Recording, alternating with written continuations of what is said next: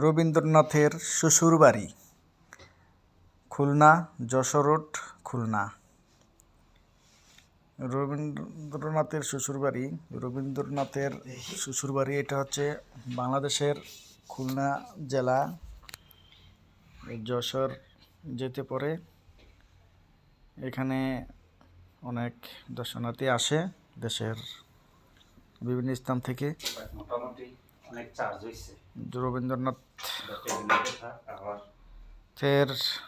আমরা একবারে উপরে দোতলায় উঠছি।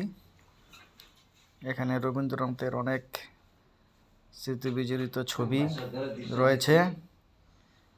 রবীন্দ্রনাথের শৈশবকাল থেকে এই বয়সকাল পর্যন্ত এখানে উনি দুবার এসেছিলেন। এখানে বলা আছে এখানে উনি 37 বছর বয়সে একবার আসছিলেন, আর 65 বছর বয়সে একবার আসছিলেন এখানে। এই যে ওনার বাংলাদেশে এসে মানুষের সাথে দেখা হয়েছে, মানুষের স্মৃতি বিজড়িত ছবি। এই যে ওনার হাতের লেখা একটি চিঠি, এই ছবিটি এটা হাতের লেখা, ওনার নিজ হাতে রবীন্দ্রনাথের। এই যে ওনার 12 বছর বয়স যখন, তার এই যে মাথায় পাগড়ি পরা, এটা জেলা প্রশাসক খুলনা, উনি এগুলাকে সংগ্রহ করে এখানে রেখেছে কালার প্রিন্ট দিয়ে। আবুল কালাম আজাদ সাহেব।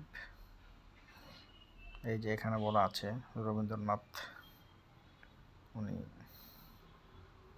কতবার আসছে ওনার এই শ্বশুর বাড়িতে। এটা এক জমিদার বাড়ি,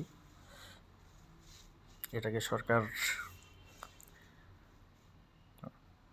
রিপেয়ার করে এটাকে মানুষ প্রবেশের উপযোগী করে তুলেছে। দক্ষিণডিহি নামক জায়গায় এই শ্বশুর বাড়িটি।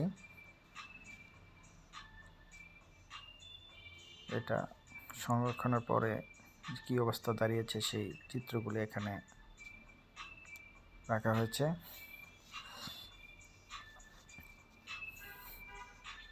বিকেলবেলা তো একবার আমরা শেষ বিকেলে আসছি, তাই দর্শনার্থী কম।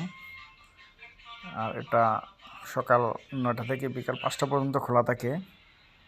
5টার পরেই বন্ধ হয়ে যায়। 5টা বাজার সাথে সাথেই। একসময় টিকিট নিত না, এখন এটা দেখা যাচ্ছে যে লোকজন এসে এটাকে অপরিষ্কার বা একটা এখানে সিকিউরিটি আছে, একটা খরচ আছে, সেজন্য তারা 10 টাকা করে টিকিট ফি নিচ্ছে। এরিয়াটা বেশ বড়ই।